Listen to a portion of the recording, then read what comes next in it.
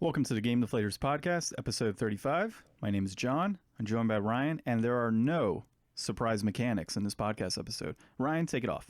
So here at the Game Deflators Podcast, we don't like to surprise you. We like to hit you each and every week with the games we're currently playing, the games we've recently picked up, and swinging at you from off screen. We're doing a whole Spider Month of inflation deflation challenges, folks. So that game we played today, I'll have to say I have mixed feelings on this week's Spider game. I don't even think the real Spider-Man could save this one, folks. I don't think so either. So let's go ahead and get started with our general weekly pickups. Ryan, did you pick up anything this week? So this week, I finally was able to get my hands on Bloodstained for the Switch, and what a mistake that was. So apparently it is the worst of all the releases. The PC version and the PS4 version are supposed to be really good looking. And kind of off the bat, I noticed that, man, it's hard to tell sometimes where you got to jump to, and it does feel sluggish. They are aware of the issues, and they are going to try to optimize and release some updates. So I'm hoping that that just gets kind of patched out. But that's all I got this week. What about you, John? So I did a little bit of yard sales. We are still looking for things to improve our kitchen. And while out on some yard sales, I found a Shadowgate arcade stick for the PS2.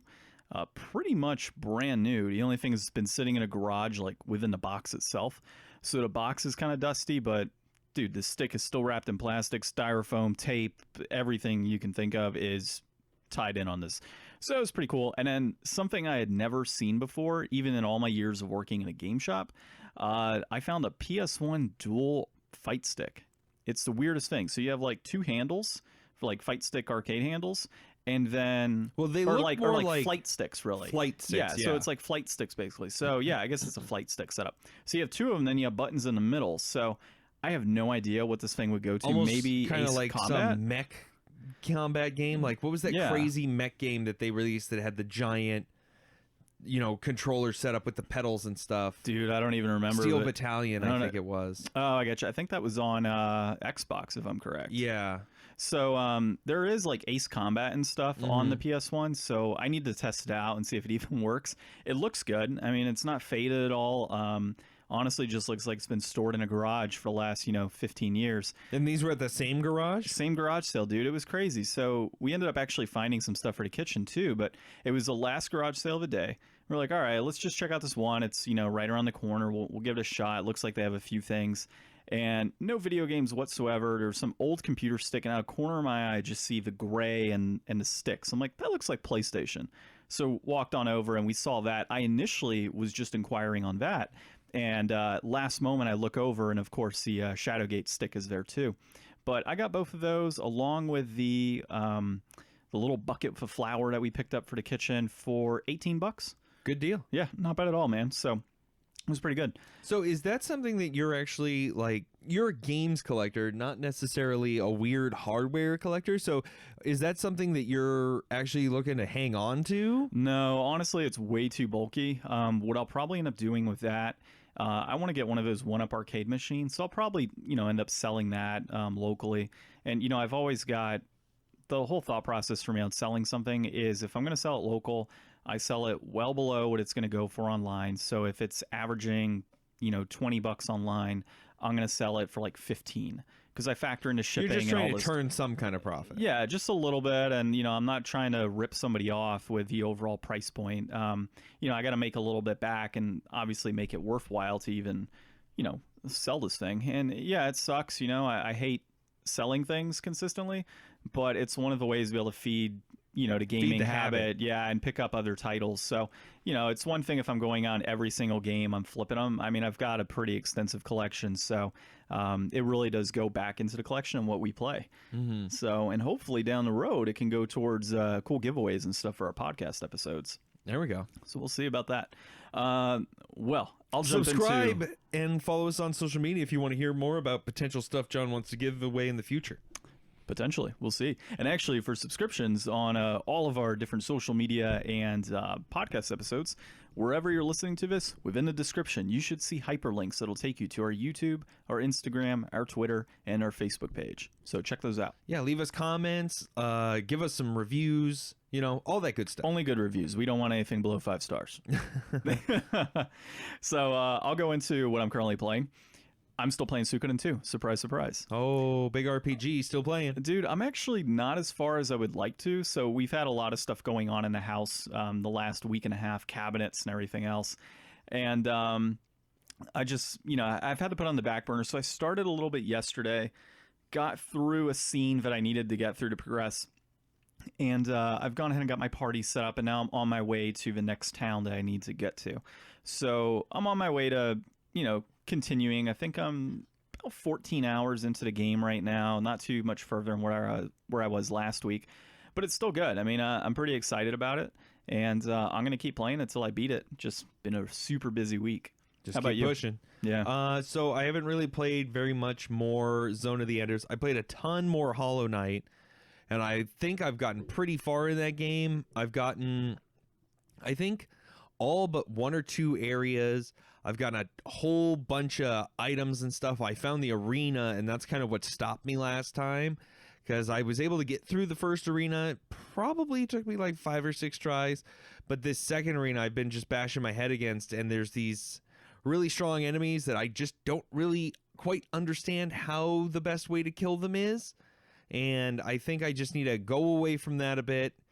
That's the thing. I've heard a lot of people talking about, especially because I played a little bit of Bloodstained 2, this whole idea of Metroidvanias and backtracking and what good backtracking is like.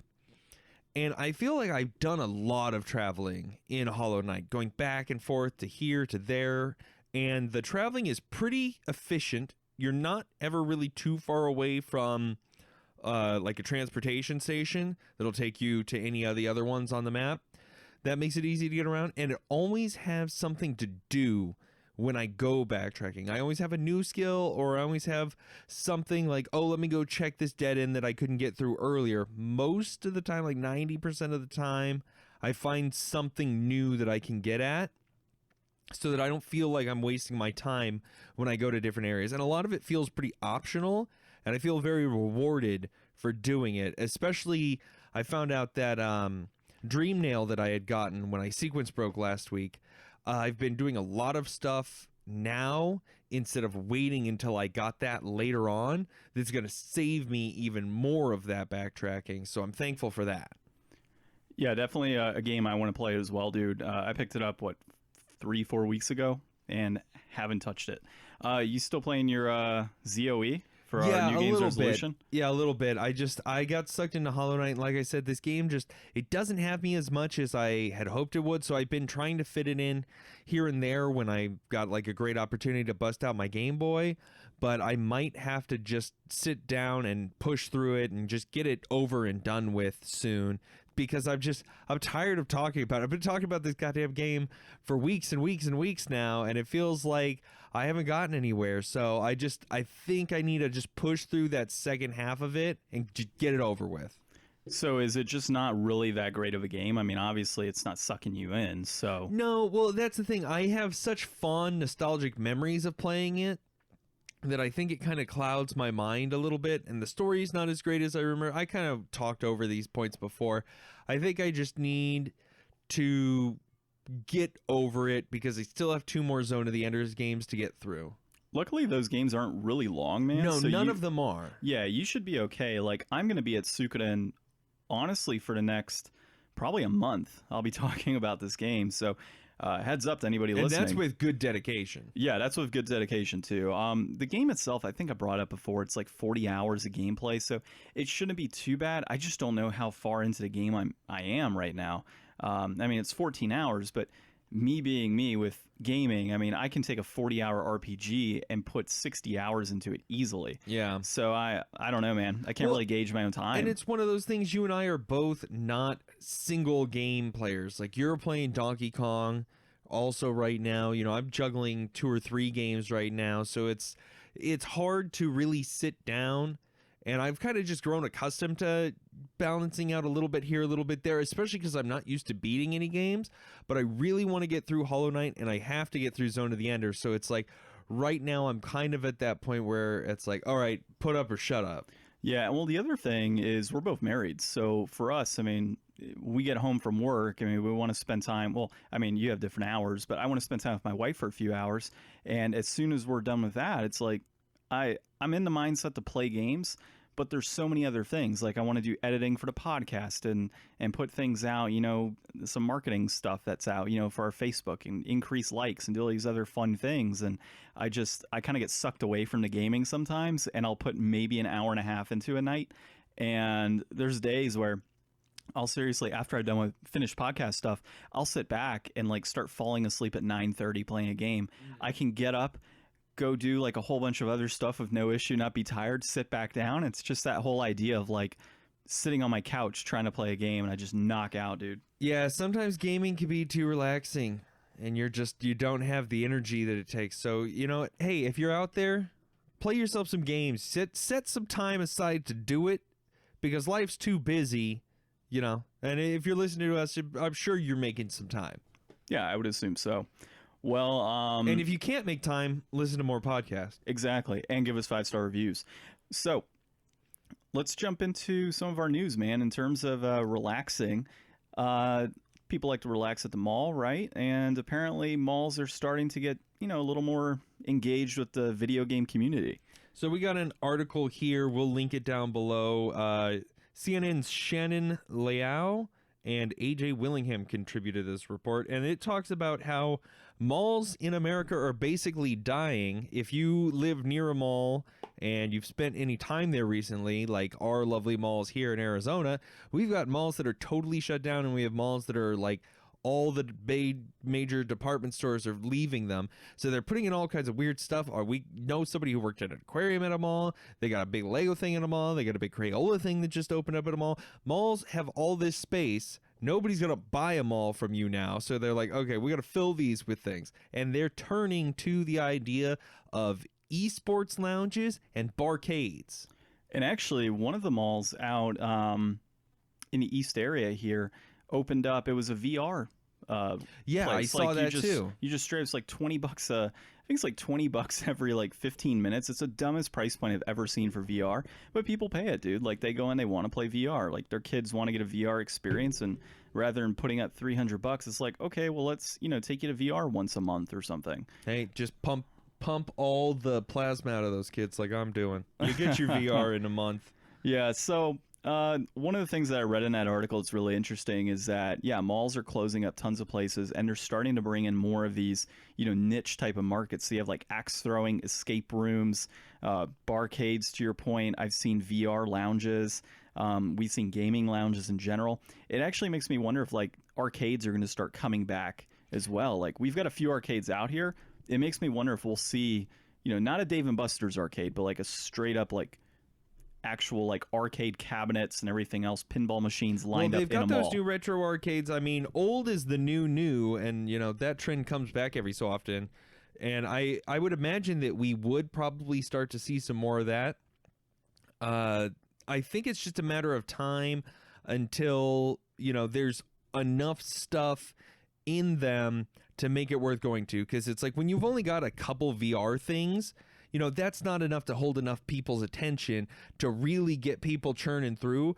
But if you took out one of those big department stores and turned a whole lower floor into a big arcade area with drinks and stuff, and then you still have enough shops that are worth checking out, then you can do some shop and drop your kids off, or if you're somebody who wants to, go there for yourself, not as a daycare service, you could pop in, grab some food, grab a movie, go to the barcade. Like you could turn it into like a full night. It's kind of hard to go to the mall and spend a lot of time without spending, it at a movie or just in and out of different stores. This gives you a reason to stay there and potentially go and do some of that other activity too. Well, and the other thing I would bring up though, man, and something that if we are to get something like that in this Arizona area that is a larger arcade, what I've really enjoyed doing is going to places like Starfighters or The Grid, or even out in Chicago going to Galloping Ghost Arcade, and it's free play. It's like you put down $20, $10, whatever it is, and you can play as long as you want, do what you want, but they also sell things there. So, you've got memorabilia, food, drinks, whatever it may be, located within that arcade itself. So to kind of sustain them financially. But the free play, I mean, I've gone to an arcade and paid 10, 15 bucks and spent maybe an hour or 2 hours playing games. That's worthwhile to me to go in and just play some games. I'm not going to sit there and hog a machine, but I get to try everything I want. And honestly, that's been a fantastic experience. That's why I don't go to things like a Dave & Buster's or GameWorks or any of that nature, just because, I'm paying, what, You don't 20... want to pay that card. Yeah, I don't want to pay $20 to play a game, 10 games. Yeah. And die easily. Like, I don't feel like dealing with the tokens and such. Well, and the thing that interested me a lot in this article is they mentioned the idea of bringing in esports and the growing popularity of esports. Now, I just finished up watching last week the last Dota 2 major of the Dota Pro Circuit Season 2, and it was awesome. It was a great tournament. We had a finals match-off to see who was going to secure that 12th place for the TI invite, and it's coming up, TI. It's August 15th for anybody that hasn't watched it or isn't aware. It's actually really fun. Like, I only ever played League, then I got into watching Dota, and I've watched it for the last 4 years ever since. Check it out, support it. They got a prize pool of $25 million this year. And they don't even mention Dota in this article. Of all the other esports they mentioned, they don't even mention Dota, which is the biggest. Its prize pools last year were almost double the next most popular esport, which I think is CSGO. It's a huge industry, and I think that is enough to get people together to start doing some more local lands and stuff, because that's one of the things is in this community. There's been a lot of talk recently about how these tier 2 teams are really starting to step up their game, and these tier 1 teams, like, you see the real tip-top people up there, but everything below that is just such a hustle for what, rankings are. But EU and China, those are the big competitive pools. There's not a whole lot of Dota going on in the US. You've got like Evil Geniuses that are the biggest name, and there's players and other teams that are from the US, but it's ripe. It's really ripe. I feel like if you were able to get some of this out there and you were able to put together these like land places in more public areas, because I've seen them off to the side here, or a little computer lounge place somewhere, but like to have it in a mall where the kids are already going to be, I think that you could actually start bringing up some more competition and really start to push this esports forward harder. We might have to invest in something, Ryan. Get out of the podcasting and maybe invest in some esports. We're too old for that. We are too old. If we had more money, we could be investors. But we're too old. It's a young man's game. Young man's game. Okay. Well, speaking of opportunities and esports, so really interesting EA articles. So we always hear like negative things about EA and all of their microtransactions and their surprise mechanics and all this other fun stuff that they've got going on. But this article that we read recently is by Christopher Dring. Is that correct on there? Yeah, Christopher Dring published on... it was Game Industry. Yeah, Games Industry. So basically, to give a high-level overview of the article, it's discussing the EA Originals program, where they pretty much... it's like it was an interview with EVP Matt Bilby. Yes, I think it's their executive of strategic partnerships. I don't know, whatever EVP stands for. Executive Vice President. Okay. Yeah, but I think it's strategic partnerships or marketing is what he's in. So basically, their EA Originals program is a way for them to fund different indie developers, and it's more of a philanthropic initiative that EA has. And what it's basically describing in this article is how every single penny that these indie developers make. So EA basically publishes the game for these developers, and the developer keeps every single penny of those, of the money for whatever they make. Costs EA needs to recoup. Exactly. They're trying not to profit off of it. Exactly. So it's kind of like a non-profit initiative. They're getting games out there. Their name is on it. It's an EA original, but they're not taking any money in from that. So it's kind of a way to... Go ahead. But it's basically I think the title of the article is like, we're not always a bad guy. Well, that's the thing. It's like I've heard enough now that I think I'm aware enough to gauge kind of what's going on here. I get it. They're trying to be good. They're trying to help out these. But for them to say that they're not making money off of this, they spend half the article talking about the Origin service and the subscription service that EA is trying to push. And they're like, oh, well, we could get all these indie developers on there. You know, we won't make any money off of the game. Well, guess what? They're making money off of their subscription service, and that's what a lot of this article is talking about. I'm not saying that they're not allowed to do that. I'm just saying they shouldn't paint this like it's a charity. They're a company. They have shareholders. At the end of the day, making money is their number one goal. And they're not all bad guys, but, you know, they're not given handouts for free. And the interesting thing about that too, in their service, I think it came down to, it said like $30 a year is what it came down to, is what they averaged. That's what it says here, but that just sounds unbelievable. Yeah, that sounds really low. And they said, yeah, somewhere around 80 games a year is what you can expect from these EA originals. That's great and all, but at $30, I mean, are they not taking any money from this? Is it just the recognition and the EA original service? They actually mention in there that a lot of old movie developers are coming back to like Netflix and such because of the Netflix original or originals type series, and that's what they're kind of honing in on. They're trying to get like that EA original, the indie developers, and get the names out there and pump out as many games as possible. They're trying to use it as branding. I mean, even though they're, you know, they are the publisher, so it's like they're, you know, it's their full thing to brand it as an EA game. But that's the thing. It's like you trust that a Netflix original is going to be worth watching because Stranger Things was such a rabid success. Like it's that iconography that they're trying to go for. So instead of getting away from this Big Brother EA FIFA loot box dominating force, they're saying, well, if we make these smaller games, we only have to get one really good one, and then we can start pushing EA originals. And then everybody will be like, oh, well, you know, EA made it and that was good. Well, yeah. And then I wonder what else happens with that too. So you bring up like Stranger Things and like maybe one of these is good. Yeah. 95% of like the Netflix originals shows are mediocre. Suck. Yeah. They're not good. I just saw a movie the other day. I'm like, this is the worst movie I've seen ever. Yeah. And it's because they're letting anybody and everybody make movies. And it kind of feels like they're going that route. Like we're going to let everybody and anybody make games. We're going to just put up X amount of cost. We're going to allow you to, we're going to publish it for you and get your name out there, but you keep all the profits. But then they go back and say, well, we're going to offer these games on a service of EA originals and this, you know, nice game portal pretty much for $30 a year. So where are they making any money? I don't know. There's a lot of, it's kind of iffy. It's shady in a way. Yeah, there's still stuff in there. It's definitely some level of corporate doublespeak. You know, you can't trust anything face to face. Like he talks about how this, like the Netflix, will be able to bring back some other creators and be like, oh, well, now that the money's here, and you can have all this creative control. And that's a lot like what we've been seeing in some of the Kickstarters and the not GoFundMe's, but any of those Kickstarter games like Keiji Inafune, Koji Igarashi, and Yu Suzuki. They made the Mighty No. 9, Bloodstained, and Shenmue coming out.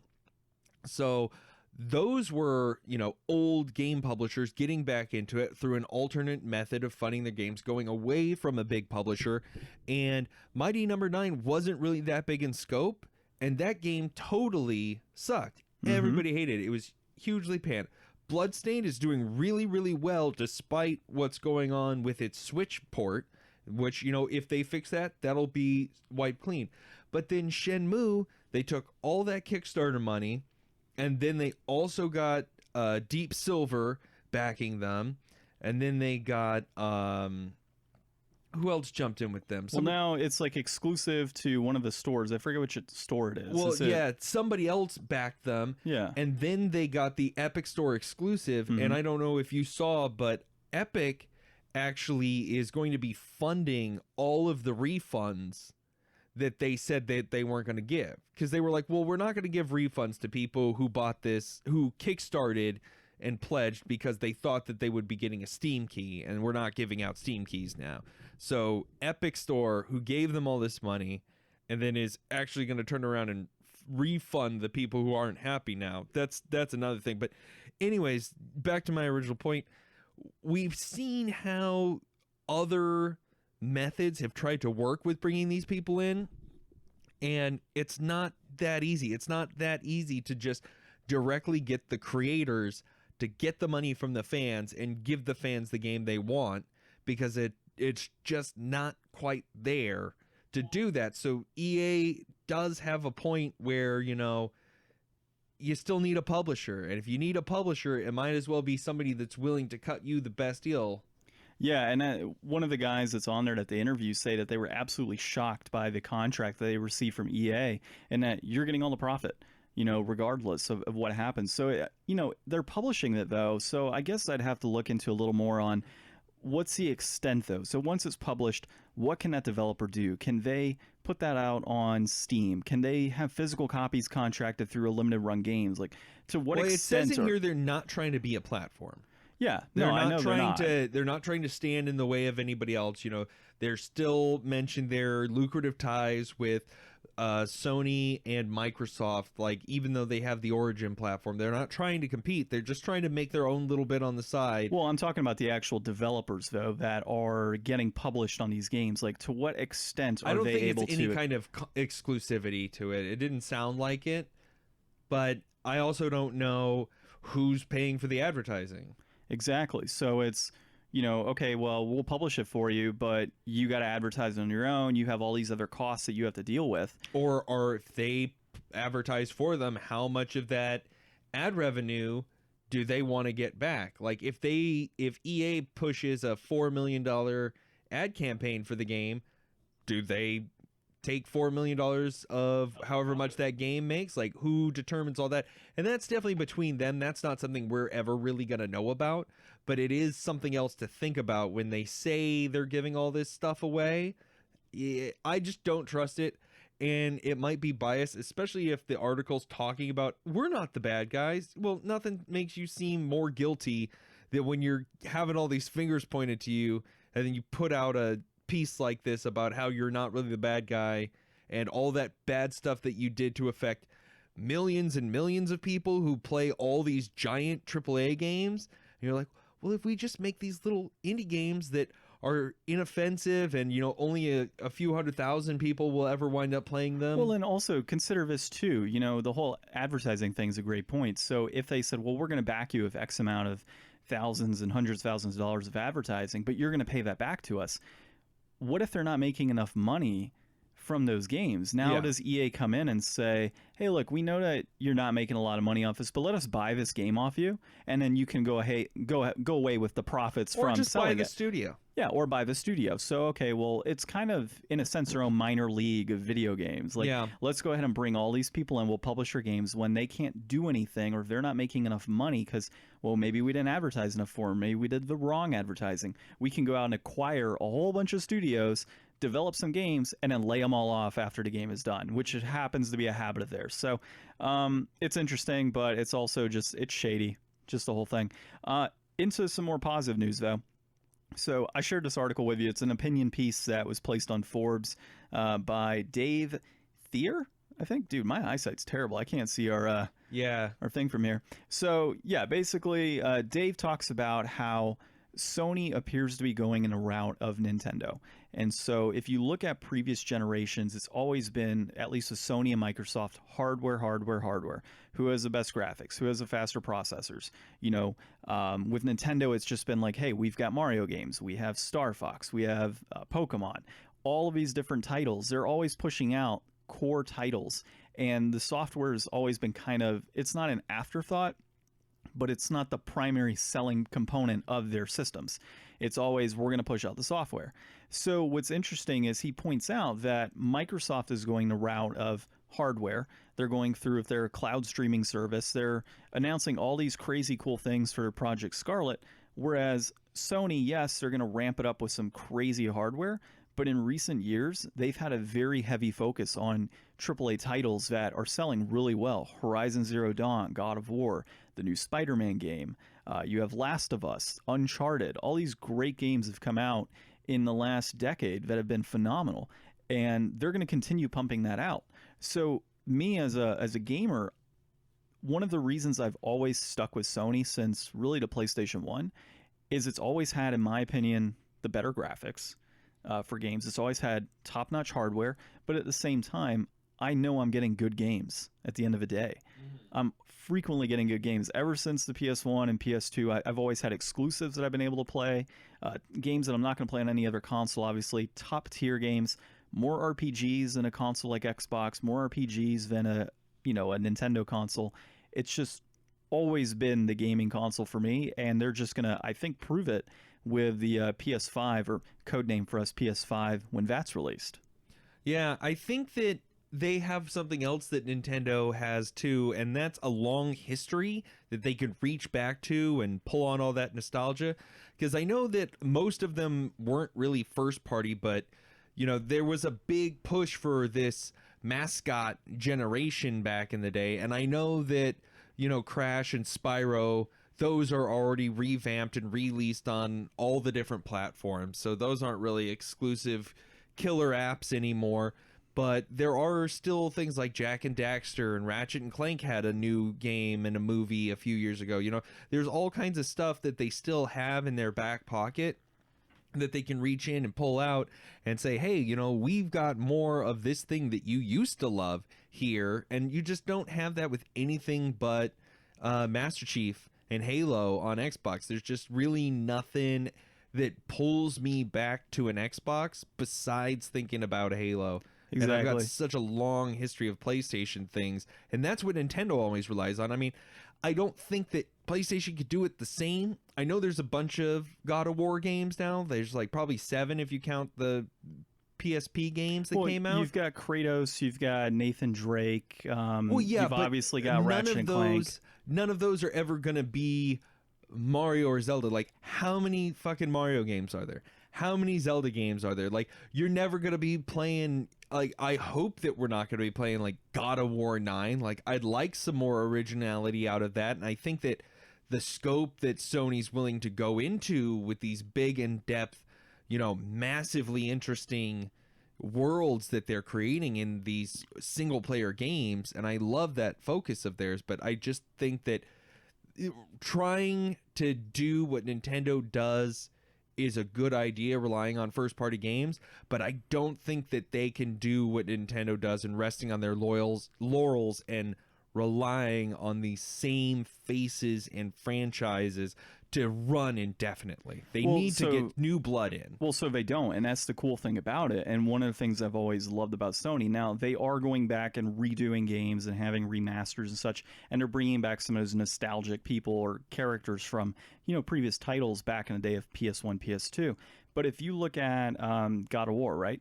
The newest God of War on PS4, I don't want to say it's the last one, but they went a totally different direction. They gave it a fresh facelift, right? Yeah. The Uncharted series, it ended with Uncharted 4. There's not supposed to be any more Uncharted games. And then they made that side game. Yeah, they made the side game, but that was about it. Ratchet and Clank, I don't think it's had a release on PS4 outside of a remaster.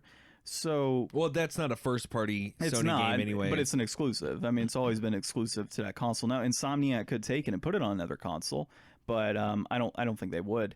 Bloodborne is another one that is an exclusive IP. Well, they've already said that they're not going to make another Bloodborne. Well, I mean, they say that, but the money would be there. They would make it hand over fist, money on that. Yeah. So you do have a lot of Sony knows when to stop. Is what I've learned playing their games. Like, when they get to a certain point, they realize they're beating a dead horse, and they will open up into a new series. So that's why I'm excited for, potentially Horizon Zero Dawn 2, to come out at some point in the future. Like Guerrilla Games. Or Horizon Zero Afternoon. That is true. It could mid-morning. be mid-morning. Horizon mid-morning. Yeah, the New Awakening.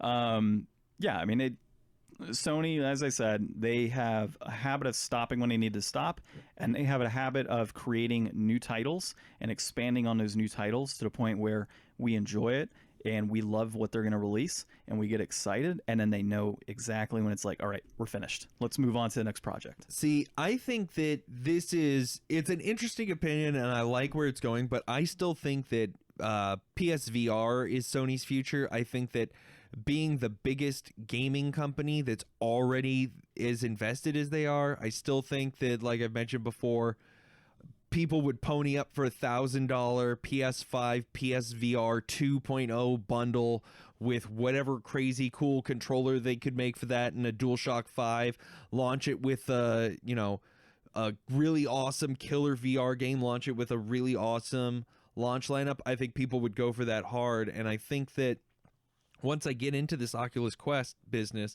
and really dive in to see what the first standalone all-in-one VR consoles like, I think that'll give me some perspective on, okay, well, what are they doing, and then what are they going to be up against with what Sony could first party push out?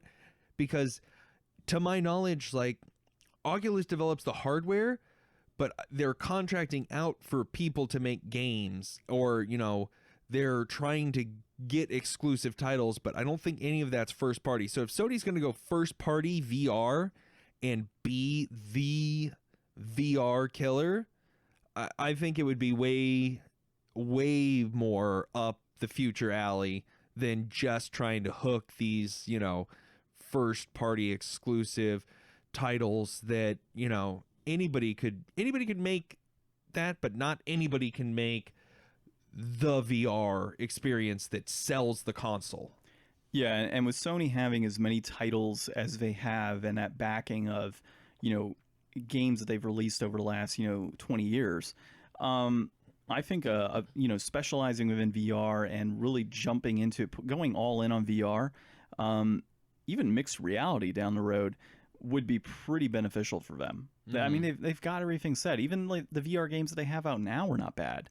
I'm just not willing to purchase the first gen VR. I'm waiting for this personally myself to, you know, develop into a wireless headset, kind of like the Oculus Quest, like you're talking about. I want that, but for Sony. When Sony releases that's when I'm jumping into VR. And when they finally get away from using the PS3 Move controllers. That's the thing. It's kind of hobbled together right now. They need a Gen 2 it up, and they've talked about it. And once they do, I think that's where Sony's going to stand out. And the thing is, like, we don't even know what's going on until Sony does their next conference, since they weren't at E3. Yeah, I don't know which one's next. It might be Tokyo Game Show. I think so. I don't know. We'll find out. Yeah, we'll find out.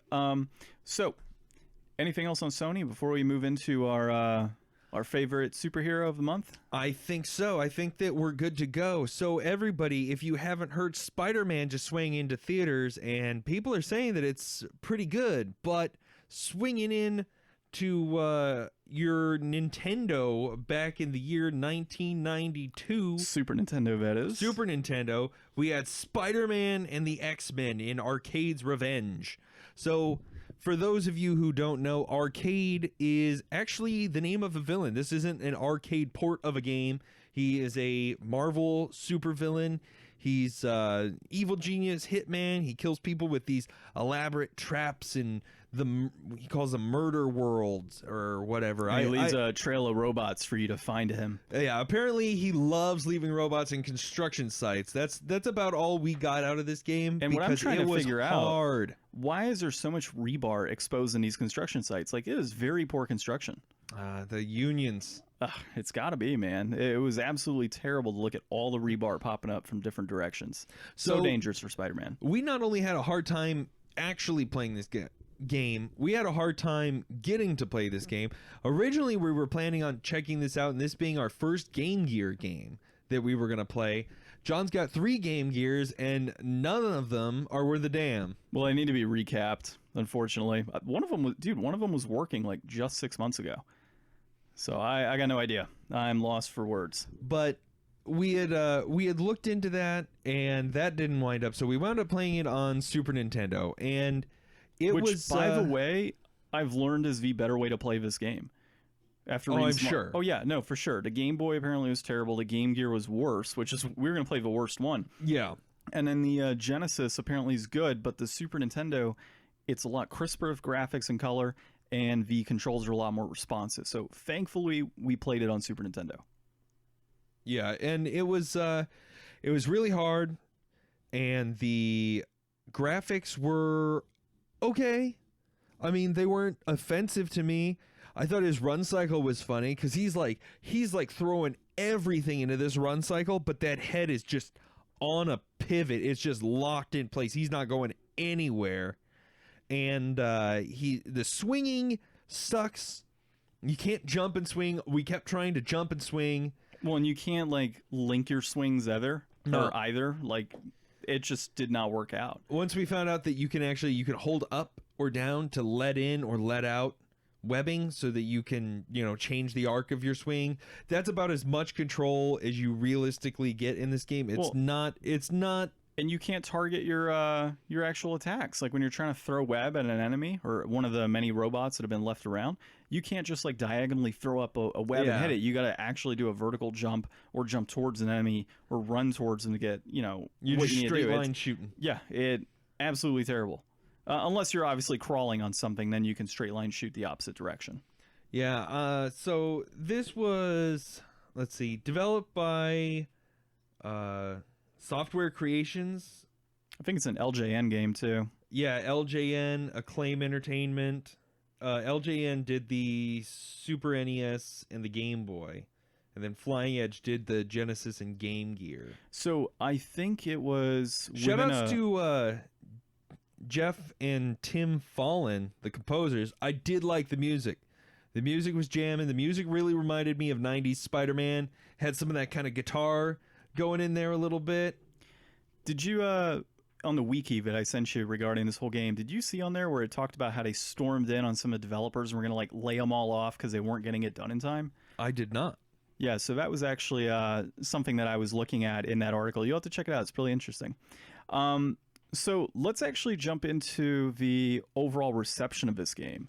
So we obviously didn't like the Super Nintendo version too much, and neither did EGM, Electronic Games Monthly. No, yeah. EGM gave it a 6 out of 10. They liked that you could play as multiple different characters eventually, but they did give it some criticism for being overly difficult. Nobody had anything good to say about this game. GamePro said that the graphics are good, the controls are frustrating and imprecise. I totally agree with that. The first level is a nightmare. You have to run around this area and just touch all these different bombs trying to follow your spider sense. I have a huge feeling that anybody that played this game as a kid probably played that first level enough now then that they could probably still go back and solve it now, because every time you get a game over, you got to do, start at the beginning. You got to do this stupid maze of bombs every time. And it's not like there's 3 or 4 bombs and you got to locate 20. them and kill some enemy. No, it's 16. 20. 16 bombs, I thought. No, it's just 20. It says 20? Yeah, I looked up 2 terrible game facts. Those people who wrote those game facts, bless you for being the only 2 people who wrote game facts for this weird game, And also to actually, I'm going to look it up. You keep talking. I didn't really have my... Okay, so I'll keep talking about bombs. So yeah, 20 bombs in a level, and it's not like they're in a row or anything. You've got to pretty much go to the very top, get 1 bomb. You got to then go to the bottom, then go to a secondary level. It's just, they're all over the place. And meanwhile, you have this buzzing spider sense coming up on the screen that's annoying as hell, will not shut up when you get closer, and pointing you in different arrows that if you turn left, it shoots the arrow up. If you turn right, it's going down. I'm like, what the hell's going on? The arrow's just going in every single different direction possible. Did you find the articles here or game facts? No, I'm not going to look those up because I didn't think those were very good. But I do want to give a shout out to Aaron Monroe. We'll share his video that we watched. We didn't watch the whole thing, but he does a run of this game, a no-death run of this game in 49 minutes, and I'm pretty sure he's the actual Spider-Man, because we were talking while we were playing the game. I think that if you are Spider-Man, you have to be the best at every Spider-Man game, so this guy might be the real Spider-Man. He's got 174K subscribers on YouTube, so he's doing something right. Well, I mean, you brought it up too. Watching him, I felt like we got better. Oh yeah, I instantly feel like, because before I was like, I just want to like Mega Man X wall jump up these walls, and I can't. Spider-Man has the weirdest like hugging the wall animation, where he's like all on his tiptoes and his fingertips. The animation was good. Like I said, the sprite character looks like Spider-Man clinging to a wall. It's a pretty good depiction, but moving up and down that wall is so slow. It's pain. I actually didn't mind that so much. Jumping from wall to wall and sticking, it actually was not as bad as I felt it could be. Well, you can't stick to anything except for a flat wall, and it can't be a dirt wall, and it can't be the side of a girder. Well, I mean, that sounds about right. I mean, Spider-Man doesn't stick to dirt walls. The whole point of Spider-Man is being able to move freely, and I understand that it's a Super Nintendo game, but it's like there had to be games that controlled better than this. Maybe it was and too I realistic. refuse to believe that this was the best Spider-Man could do. He can't jump and swing. That's his whole shtick. This is, if I could walk there, Spider-Man, I'll do it. Look, the title is not Amazing Spider-Man or Ultimate Spider-Man. It's just Spider-Man. It's just regular Spider-Man. It's just regular Spider-Man. So Can I get a cab there, Spider-Man? Or a bagel? I did see that movie finally. Oh, yeah. Good movie. It was a good movie. All right, let's get down to the nitty-gritty, man. What is it priced at? So, Spider-Man and X-Men in Arcade's Revenge. It goes for $751, and that's trending down since... No, that's trending up. Oh, no. You said it was $557. Oh, is that the one? Okay, yeah. You didn't change it then. I didn't have to, because we talked... Look, it says $194 up. Look at the next line down, line 3. Oh, okay. Guy can't even read our damn grid. Well, no, you didn't take the down out there. So anyways... It says up! So it's up since last December, $1.94. So that's doing pretty good. So if you're looking to add this to your collection, you know, it's not worth it. It's really not worth it. But if you absolutely must, you know, it's kind of on its way up. It's in a little decline right now, but it looks like it'll probably go back up a little bit. You're better off buying it like right now as soon as you hear this podcast before that turns around, because you know how we swing the market. Exactly. What's Complete in Box going for now? Complete in Box, we're going $27.76, and that's up like $7.26 since last November. This went way up. It's starting to turn a little bit right now, but it's still doing better. And the funny thing is, like I said, I looked up some of this stuff before I got here, and the person that I feel the worst for is some guy in March 2018 bought a Complete in Box Game Gear copy for $250. You should see that chart. Go to Price Charting and look up this game for Game Gear. He blew the scale through the roof. Was that new, or was that just Complete in Box? It said Complete in Box Authenticated. I don't know why it was under the Complete in Box tab, but that's where it was. Maybe it was new and was graded, potentially. Either way, the guy's an idiot. Yeah, either way, the guy bought, the most ridiculous. Unless Arcade is your favorite Marvel villain, and you're upset that he's never going to be in any other media ever. I didn't know Arcade existed until we started playing it. Until I looked up the title this morning to verify we were playing. I had no idea there was an Arcade villain. So if Arcade's your favorite and you bought this game for $250, you know what? I'm happy for you, because that's the most media attention he's ever going to get. And that's not very much, considering we don't have many followers. Yeah, exactly. Subscribe. So that's it for this week's Inflation Deflation Challenge and this episode 35 of the podcast. What are we playing next week, by the way? So we've got 3 other Spider-Man games. We have Maximum Carnage. Yeah, next week I think we're going to do Maximum Carnage, right? Sure. All right, so we'll do Maximum Carnage next week. And that's on the Sega Genesis, by the way, not the Super Nintendo version. Yep. Which, dude, so when we first talked about it, you had mentioned, oh, well, you know, why don't we look up some other games? And I found Maximum Carnage. I was like, oh, well, that'd be a good game for us to play. I haven't played it in years. Well, I was looking through all of my loose carts of Genesis, because I thought, you know, okay, well, it's got to be in here. It's a red cart. Can't be hard to miss. I have the black cart, and it's torn to hell. But I didn't. Did you just get a red cart this time? So I bought the red cart online, and I got a Complete in Box. You need to take the carts apart and put a red and a black one and fuse them together to look like Carnage. That actually is pretty badass. There we go. I might do that. But I did pick up the red cart and disappointed to find that I had a loose black cart just kind of chilling out in the back of a drawer. And that just pissed me off. That was $30 I could have spent towards something else. Oh, now your complexion, or my complexion? It is wonderful, Ryan. I agree. Your collection is more complete. Now I have both colors. Now I have 2 Maximum Carnages. So, it's fantastic. And also next week, I'll give you guys a review or my opinion on Spider-Man Homecoming. We'll bring in Spider Month. So we might actually see that this weekend too. So I guess we'll both talk about it. We'll get our opinions on it. It'll be something different that we haven't done on the podcast. Yeah, we haven't really talked much about movies. We've both also recently seen Into the Spider-Verse again, so we'll talk about that later this month too. Dude, We can't talk about it now? Nope, not now, John. Save it for right. later. All right, Ryan. Well, I guess that's it for the episode today. You're disappointing me. Hey, dude. All right. Well, my name's John. I'm Ryan. And we are The Game Deflators. Cue the music, Ryan. Wait. Don't cue the music, Ryan. So, it's been brought to our attention that you said homecoming several times, and I probably did too, leaning on you. I am so... We're going to get so... Dude, we don't even have enough followers yet to have this type of, an issue in our podcast. Okay, in my defense, who takes two movies and has the subtitle for the movie have home in both of them? That'd be like Star Wars A New Hope and Star Wars Hope Strikes Back. You bring up a very valid point. Okay, so it's going to be Far From Home because he's going to be far from home. We'll still talk about Homecoming, though, just because I said it. We'll stick to that promise. I cannot believe it. You lured me in with that Homecoming. Did I say Homecoming? I said Homecoming too? Damn it, Ryan. You see what you've done? All right, well, now cue to music. We're the Game Deflators. Spider-Man does whatever a spider can. Spins a web any size, catches thieves just like flies. Look out, here comes the Spider-Man. Is he strong?